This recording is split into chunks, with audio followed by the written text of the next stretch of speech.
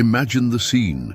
You are hiding behind a marble column in the heart of the Vatican. The year is 1501, and the air, heavy with incense, is mixed with the scent of something much more disturbing. Among the shadows created by the flickering light of the candelabras, laughter echoes in corridors where saints once walked. Your heart races, because what is about to happen before your eyes should never have happened on sacred ground. That night, a depraved spectacle would forever mark the history of the church.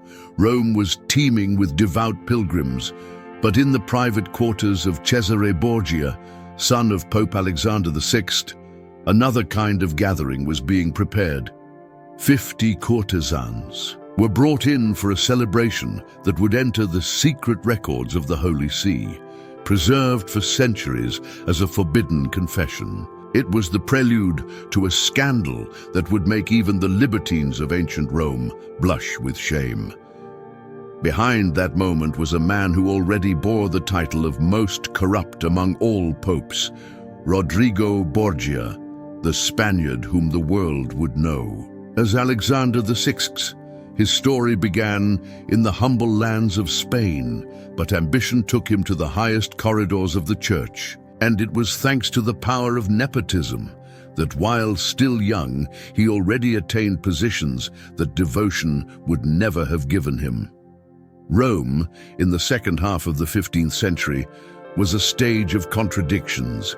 By day, crowds knelt before gilded altars. By night, the same alleys were transformed into markets of carnal pleasures. The papal court at that time was no longer a place of devotion, but rather of bargains and transactions, where even salvation seemed to have a price. Rodrigo Borgia quickly understood this game. With luxurious banquets, noble lovers, and children raised as pawns on a chessboard of power, he built a dynasty. Each heir would be molded as an instrument of his ambition. The most dangerous of them, Cesare, would soon transform the politics and morals of Rome into a spectacle of blood, lust, and scandal. And it was this same son who years later would engineer the most obscene event in the Vatican. Even before reaching the papacy, Rodrigo was already causing scandal. In Siena, his conduct was so indecent that Pope Pius II even wrote him a letter condemning his behavior. But the future pontiff was not intimidated. For him, shame was a useless luxury in the pursuit of power. What mattered was winning the papal tiara, and he would stop at nothing to achieve it. The conclave of 1492 showed how far his ambition could go. Inside the Sistine Chapel, gold changed hands, promises were whispered, and positions were sold like market goods. When the smoke rose on August 11th, Rodrigo Borgia emerged victorious as Alexander VI, the new Vicar of Christ, conquering the most sacred throne with the currency of corruption. Surprisingly, Rome welcomed him with a celebration. Fireworks lit up the skies and crowds celebrated his ascension. At that moment, many believed that his energy and influence could bring order to the chaos of the city. And in fact, in the first few months, the new pope showed himself willing to reform. He fought murder, restored peace in some neighborhoods, and even listened personally to complaints from the people. But the mask of reformer soon fell. What followed was the reign of a man who used the church as a family inheritance. His children were elevated to positions and titles as if they were pieces in a game of privilege. Juan, his eldest son, was made a duke. Cesare, even though still young, became archbishop and cardinal, positions he treated not as vocations, but as stepping stones to much greater power. And so, the Vatican became the stage for a grotesque fusion of the sacred and the profane.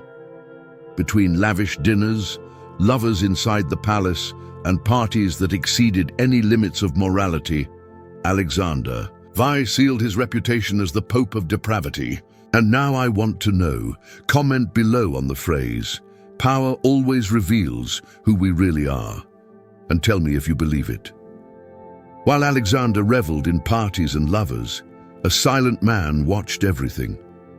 His name was Johann Burchard, master of papal ceremonies. He was a meticulous bureaucrat with a relentless memory and a cold writing style, who recorded every detail of life at the papal court. He did not embellish the facts. He did not judge. He just wrote. And it is thanks to him that today we know, without veils, the darkest behind the scenes of this pontificate. Burchard moved like a shadow through the corridors, participating in solemn ceremonies by day and at night, witnessing the excesses that marked the Pope's private life. Neither high enough to be corrupted nor low enough to be ignored, he was in the perfect position to see and record everything. His accounts would become an uncomfortable archive, kept secret for centuries in the heart of the Vatican.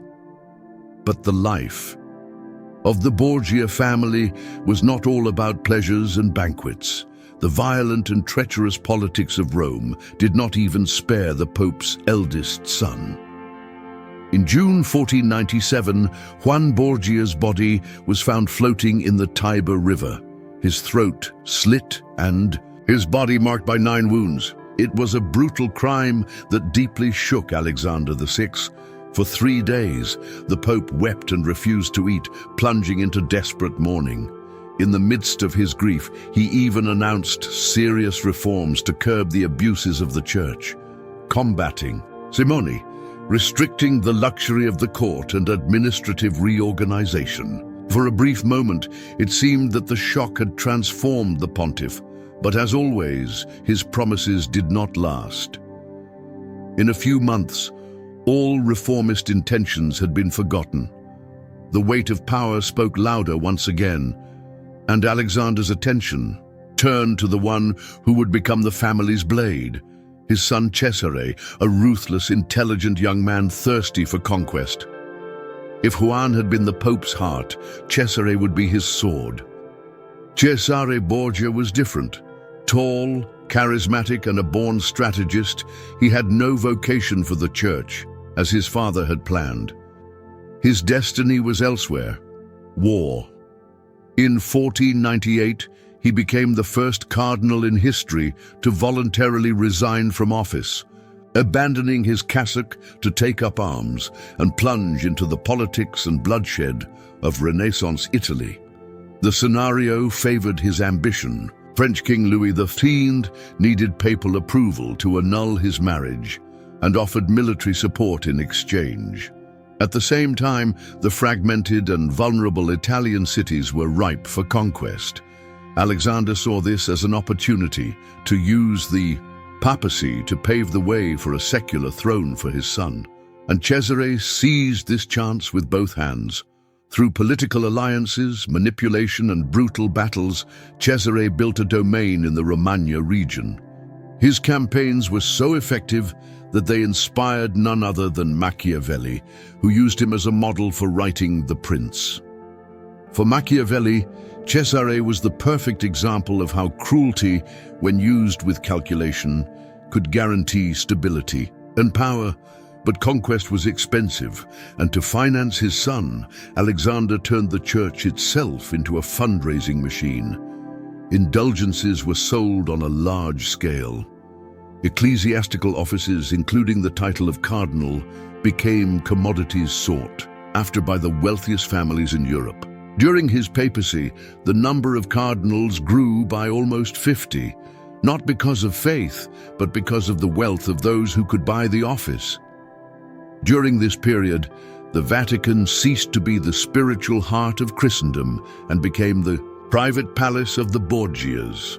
Rome lived under the rule of a family that treated religious power as a family business. And it was in this environment of excessive luxury and corruption that the seed for the most infamous scandal in papal history began to germinate. In 1501, the Borgias were at the height of their power. Cesare had conquered Romagna, consolidating his reputation as a ruthless commander. Alexander, despite criticism, remained firm in his reign, transforming Rome into a stage of luxury and excess. The Jubilee of 1500 had attracted crowds of pilgrims and filled the papal coffers. But beneath the surface, the city was abuzz with rumors of increasingly obscene scandals. It was in this climate that the idea was born for the event that would go down in history as the Feast of the Chestnuts. To this day, the motives remain unclear. Was it just a celebration, political theater, or the natural culmination of years of moral decay? What is certain is that no one has ever forgotten what happened that night. The date chosen was October 31st, All Saints' Eve, a date on which tradition said that the veil between the world of the living and the dead became thinner. Coincidence or not, it was the night when the boundary between the sacred and the profane collapsed within the Vatican chambers. Cesare's halls, adorned with frescoes of pagan myths and Christian scenes, served as the stage for a spectacle of pure degradation.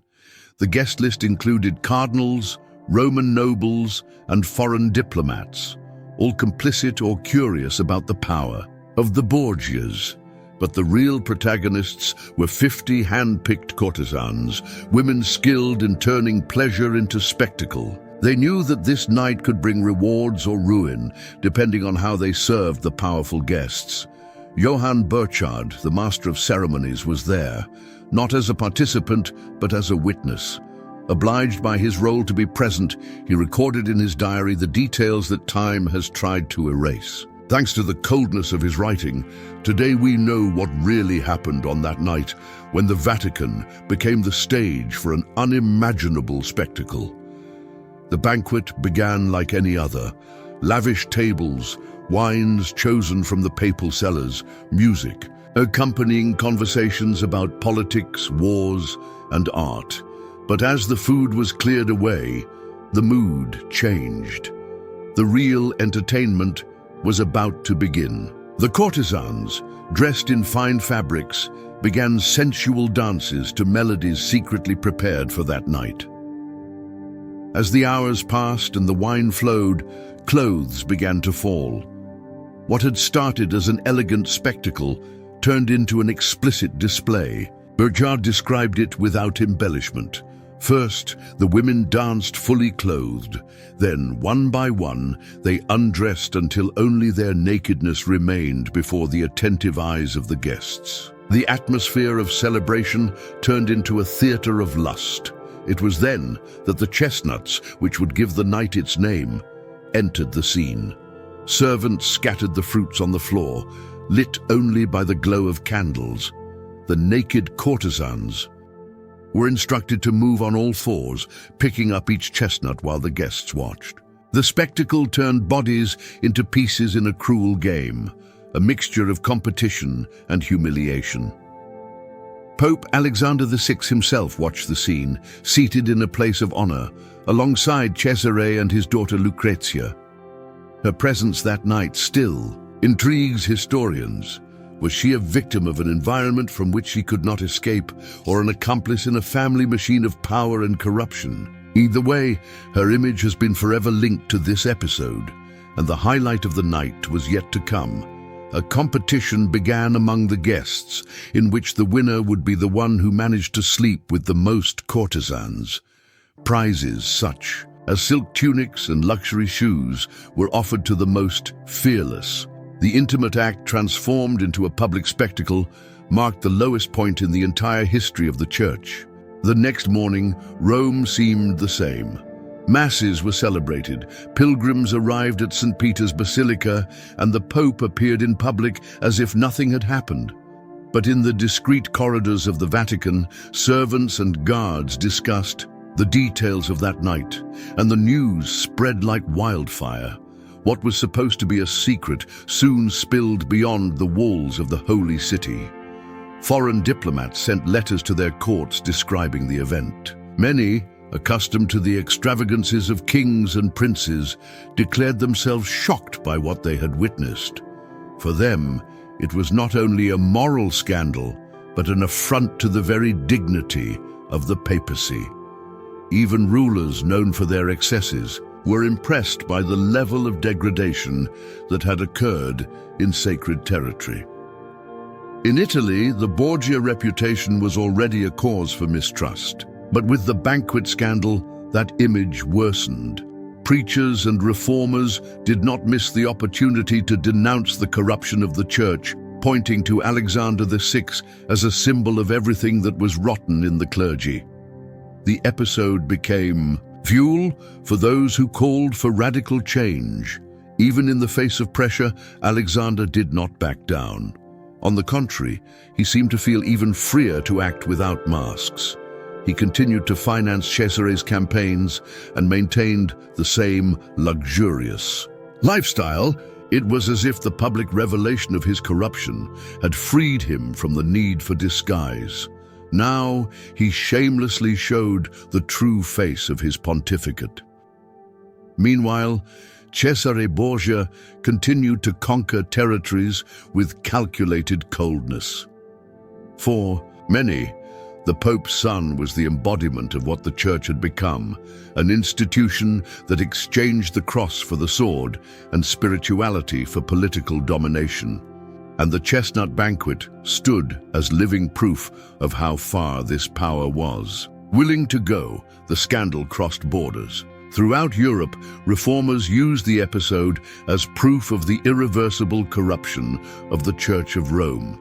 Among them was Martin Luther, who years later would see in the papacy of Alexander VI one of the clearest signs of the need for a break. The chestnut banquet was not just an obscene party, it was ammunition for the Protestant Reformation. In the years that followed, the name Borgia became synonymous with corruption, intrigue, and lust. Although some Catholic historians tried to downplay Burchard's accounts, claiming exaggeration or fabrication, evidence from various diplomatic sources reinforced the credibility of the scandal. The damage to the church's image was done, and nothing could erase it. The death of Alexander VI in 1503 brought an immediate turnaround. Without his father's protection, Cesare lost political and military support, ending his days as a common soldier in Spain, far from the glory he had dreamed of. Lucrezia, despite having achieved partial rehabilitation as Duchess of Ferrara, was never able to free herself from the stigma she had carried since her youth. The new Pope, Julius II, refused to occupy the rooms used by the Borgias. He ordered them to be abandoned and moved into the upper floors, where Raphael would paint some of the most famous frescoes in history. The gesture was symbolic, an attempt to break with the memory of scandal that permeated those halls. But erasing the past was impossible.